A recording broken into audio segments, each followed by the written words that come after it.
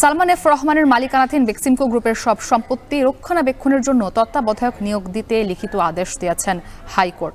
বাংলাদেশ ব্যাংককে এই নির্দেশ বাস্তবায়ন করতে বলা হয়েছে।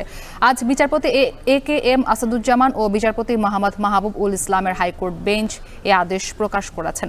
এর আগে গত 5 সেপ্টেম্বর বেক্সিমকো গ্রুপের সব সম্পত্তি ক্রোক করে সেগুলো দেখাশোনার জন্য রিসিভার বা তত্ত্বাবধায়ক নিয়োগের নির্দেশ কেন দেয়া হবে না জানতে চেয়ে রুল জারি করেছিলেন হাইকোর্ট।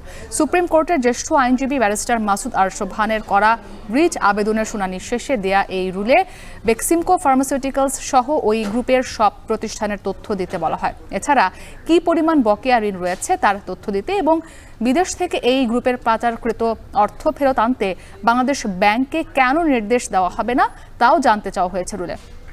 4 সপ্তাহের মধ্যে বাংলাদেশ ব্যাংকের গভর্নর, অর্থ সচিব, বেক্সিমকো ফার্মাসিউটিক্যালস লিমিটেডের প্রতিষ্ঠাতা সালমান এফ রহমানকে এই রুলের জবাব দিতে বলা হয়েছে।